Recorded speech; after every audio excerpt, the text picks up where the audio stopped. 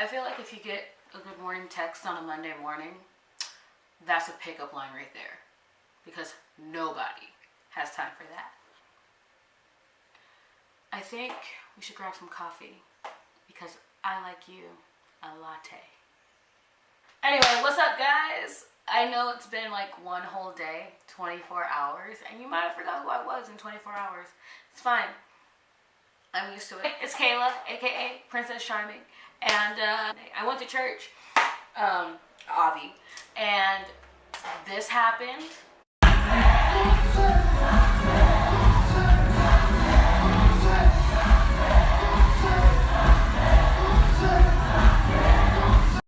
And then this happened. The Bible says that you have to wait on God. And they that wait shall renew, shall restore their strength. They'll mount up on wings. And more of what just happened. And not get ready. Walk in my faith. I dare you to wait on God. I dare you to wait on God. I dare you to wait on God. I dare you to wait on God. God said, I'm defeated. Church was lit. I know it. And I just wanted to tell you guys what I learned because I just feel like, I'm going to spread a little wisdom. Guys, so basically, what I got from church, we learned about forgiveness, about it, and how someone will hurt you. But it's what you do after that makes you a better person, and just not make you so bitter and not make you, so angry all the time, and just letting stuff go, let it go, okay? Second. But Jesus was talking to Peter, and he was saying, this is what you have to do when someone hurts you. The first step is basically to go to that person one-on-one and talk to them. Don't bring nobody, just you and them in a room. Kind of like therapy, but more like an intervention. So you have to go and talk to that person one-on-one, tell them what they did wrong. Just talk it out, that whole thing. And if they don't get it then you want to bring in 2 or 3 people and that you mutually respect. You both mutually respect, that you admire, or you respect them, and talk then, and tell them what's going on, have them make their input, even have them talk to that person as well, like, this is not good, or you have to apologize. And if they don't get it then because they stubborn and hard-headed, take it to the church. From your mouth to God's ears, their mouth to God's ears, your mouth, just the people that are praying for them. He will listen and hopefully it'll change. But like I said, if it don't work, chuck that deuces and be out. You try so hard to be a good friend, and you try so hard to be there for them, and put time and energy into their lives. And if they ain't gonna listen, they ain't gonna listen. That's just how people are. They're gonna be stubborn, they're gonna be hard-headed. You can't change a person. Only if they want to change. If they don't want to listen or don't want to try, you chuck that deuces up and be like, I'm out.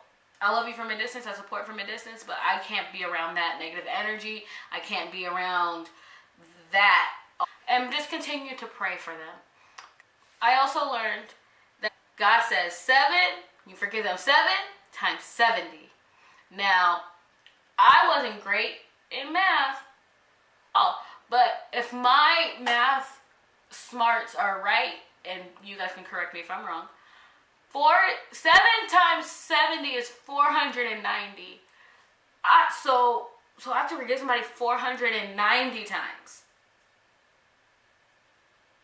A day? A week? A year? What are we doing? How does that work? I ain't got no time to be forgiving somebody that many times. So what I learned was, you just continue to forgive, because you're not going to be sitting there writing down how many times somebody has forgiven you. Jenny hurt me 3 times. Bob hurt me 435 times. He got some time. Bob close. After that, Bob is out. I'd be damned if I'm sitting there writing down, this person did this 1 time, this person did this 3 times, this person did this 336 times. I ain't got time to be doing that. So the thought of that is you're just gonna keep forgiving that person, but that doesn't mean you trust them again or you like have faith. Like that doesn't mean that like you're buddy. No, you just forgave them. The lack of trust is still there. A right to have your own feelings. You're bound to lose their trust in them. It's always be there. It's just my trust for you is gone. And then also, he talked about no one has hurt you like we have hurt God. And that struck me because we sin every day, every hour, on the hour, every minute. 52 weeks, 365 days a year, 24 hours, 525,600 minutes. Like, you don't know that you're sinning. Like, people do stuff every day. And God is forgiving us constantly. Every day. Every day you wake up in the morning, God has forgiven you for what you did yesterday. And he is letting you see another day. That is grace. Honestly, all of us should be dead right now. And the fact that God has given us grace and the fact that God is forgiving us every day means that we should be able to forgive somebody for something. God has given us grace and mercy and forgiveness that we are still here today. Wow, this is personally for me. To forgive someone also releases you. Like, you've been holding that burden in, like, you're never forgiving them. Or, like, your anger is holding you back from so much, probably. Like, if you just let that go, imagine the blessings in your life if you just let that one thing go. That one thing. That person you did not forget. The person who stole your money. The person who embezzled you. The person who stole your car. The person who, I don't know, whatever they did. And it's like you have a grudge on them. I bet like if you just let them go and say you forgive them or talk to them and you say just I forgive you, a weight would be lifted off your shoulder so much better. You don't want to be bitter and angry. God has a blessing for you, and it's literally like if you just let this go, if you just let this one thing go, you're good. Like your blessings will be poured out into you, bro. There's one more. It's just unforgiveness.